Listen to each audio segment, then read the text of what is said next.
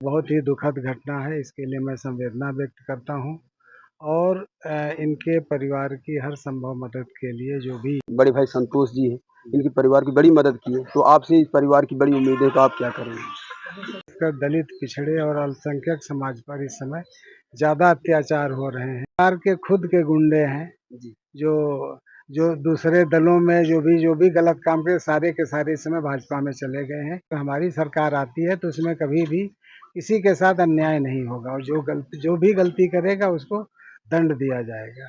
इस परिवार के साथ हम लोग हमेशा खड़े हैं और शानू गौतम, वो जैसे कि गौतम और सरोज ज़्यादा बीएसपी से माने जाते हैं। कहीं घोड़ी पे चढ़ने का मामला आता है एससी एसटी के साथ, कहीं मूछ रखने का मामला आता है। ये तमाम घटनाएं एससी एसटी, ये वही दौर बन रहा है जो बहुत पुराना दौर हुआ करता था। भाजपा आई है, मनुवाद चरण पर है। नमस्कार, मैं अरविंद कुमार, आप देख रहे हैं भारत राष्ट्र।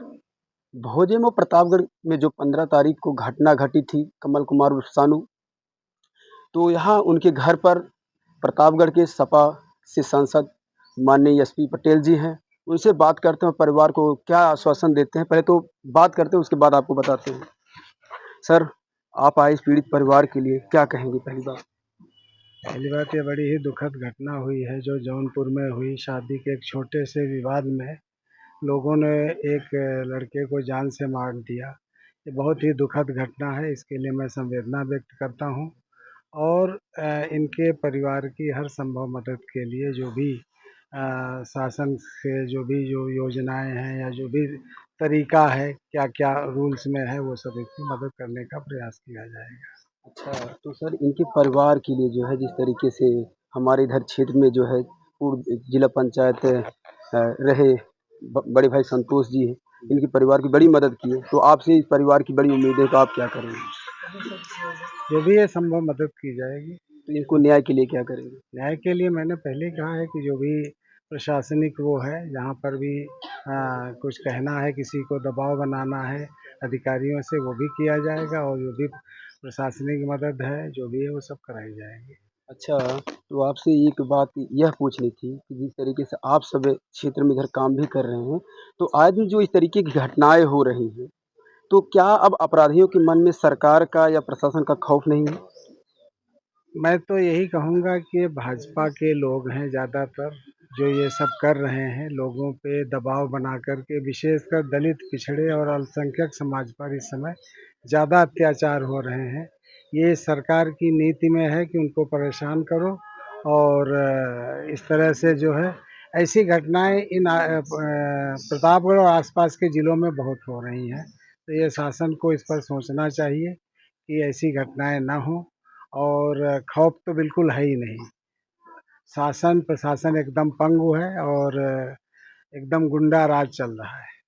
गुंडा राज चल रहा है।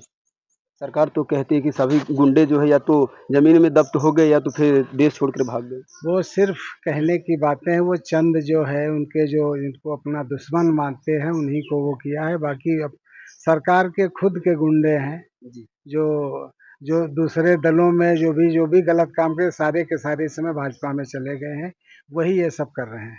तो अगर सरकार बदलती है, तो उसके बाद जो अपराधी हैं, जो उनके सानिध्य में पल रहे हैं, तो उनके लिए आपकी सरकार क्या करेगी? अब वो तो सरकार जो भी गलत काम करेगा उसको उचित दंड दिया जाएगा, जो भी ऐसा होगा। लेकिन ये है कि अगर हमारी सरकार आती है तो उसमें कभी भी किसी के साथ अन्याय नहीं होगा और जो भी गलती करेगा उसको दंड दिया जाएगा। तो माननीय सांसद जी थे इधर, बड़ी प्रमुखता से इस परिवार के साथ शुरू से लेकर के अभी तक जुड़े हुए हैं। माननीय इधर के प्रमुख जो है संतोष यादव जी, आप क्या कहेंगे, क्योंकि आप तो शुरू से ही इस चीज़ को कवर कर रहे हैं? बहुत बहुत धन्यवाद मीडिया के साथी, क्योंकि आप लोगों ने जो घटना बाखूबी जितना हो सका पूरा सहयोग किया। कई दूसरी तीसरी बार आप आ रहे हैं, इसके लिए आपको बहुत बहुत बधाई।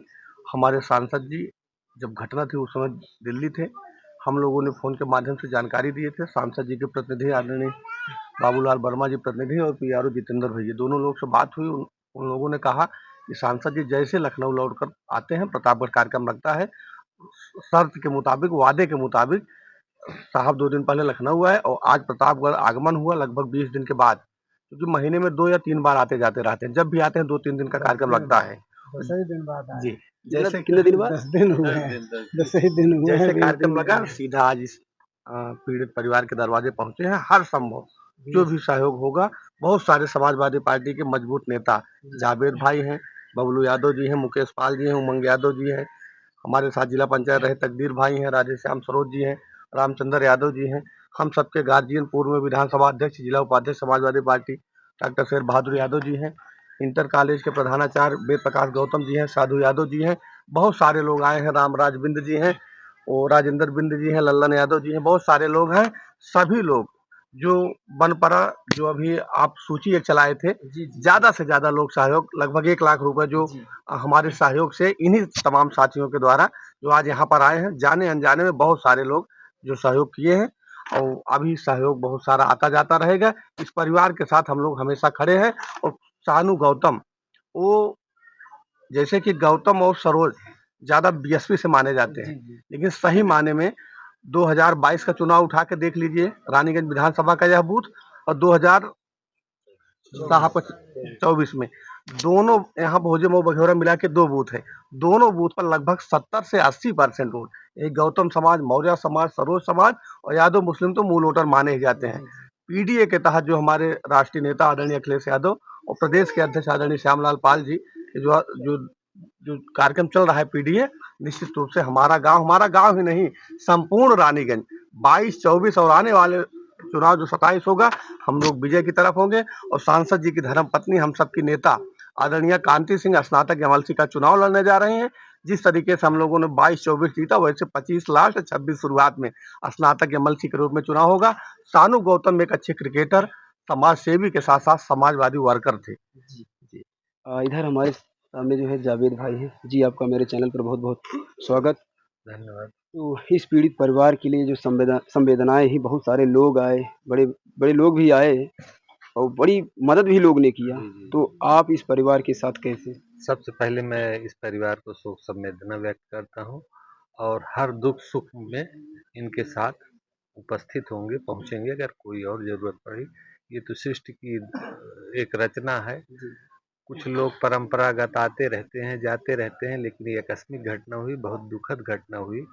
और बहुत अच्छा क्रिकेटर भी थे सालू भाई। ये ठीक है, इनकी माता को इनके परिवार के साथ हम लोग खड़े हैं। अच्छा, जिस तरीके से ख़ास करके मैं देख रहा हूँ, मैं कवर भी कर रहा हूँ, एससी, एसटी, ओबीसी के साथ ही ऐसा अत्याचार क्यों हो रहा है? देखिए, ये पूरे देश का मामला है। कहीं घोड़ी पे चढ़ने का मामला आता है एससी एसटी के साथ, कहीं मूछ रखने का मामला आता है। ये तमाम घटनाएं एससी एसटी, ये वही दौर बन रहा है जो बहुत पुराना दौर हुआ करता था। भाजपा आई है, मनुवाद चरण पर है और भाजपा ये चाहती है जिस तरीके से मनुवाद एकदम चरण सीमा पे पहुंचा है कि एससी एसटी ओबीसी को दबाए रखें और 3000 साल पहले जो जिस तरीके से राजपाट चल रहा था वो चले। लेकिन बाबा साहब भीमराव अंबेडकर ने हमको वोट का अधिकार दिया है और 2027 में पीडीए एकजुट होकर इनकी इनको उखाड़ फेंकने का काम करेगा। पीडीए में कुछ लोग कहते हैं क्योंकि उसका सही तरीके से अभी लोग समझ नहीं पा रहे हैं, अगड़ा पिछड़ा करके अभी कुछ उसमें देखिए, बातें आ रही हैं। पीडीए का अपडेट वर्जन 1585 का जी, अपडेट वर्जन पीडीए है। 1585 इसके पहले नारा लगता था। 85 में हम सब हैं, जी। एससी एसटी ओबीसी तमाम लोग। और कुछ लोग बाबा साहब को एससी का ही नेता मानते हैं, तो उनको ये नहीं मालूम है कि धारा 340 में सबसे पहले बाबा साहब ने पिछड़ों के लिए ही लड़ाई लड़ी है, पिछड़ों की भी बात की है। तो कुछ पिछड़े ठीक उसी तरीके से हैं जैसे डायबिटीज का पेशेंट होता है और वो ठंडा सामने आ जाए तो अपने आप को संभाल नहीं पाता है, ठंडा पीता है, उसको मालूम है कि हम ठंडा पी रहे हैं, हमारे शरीर को हानि हानि नुकसानदेह है।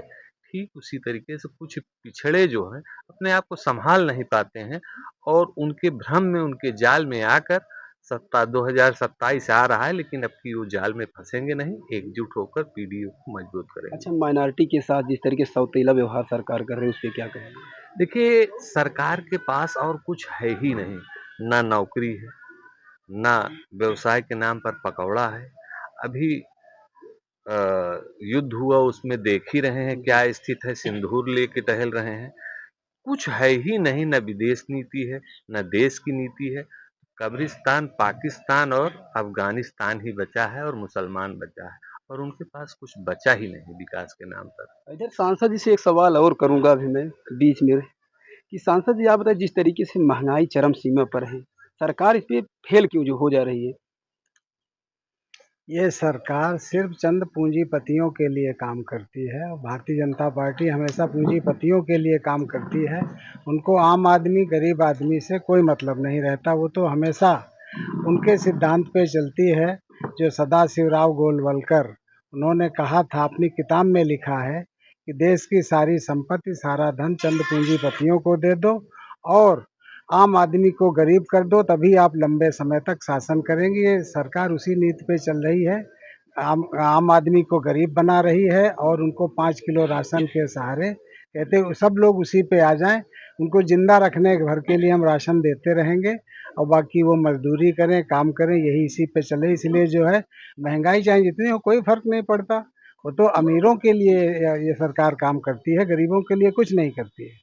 जी, तो अभी आप सुन रहे थे माननीय सांसद जी को, ये हमारे चैनल पर आए। इन सब का मैं बहुत तहे दिल से शुक्रिया अदा करता हूँ, आभार प्रकट करता हूँ। मिलता हूँ कैमरा पर्सन के साथ नेक्स्ट वीडियो में, तब तक देखते रहिए आप भारत राष्ट्र।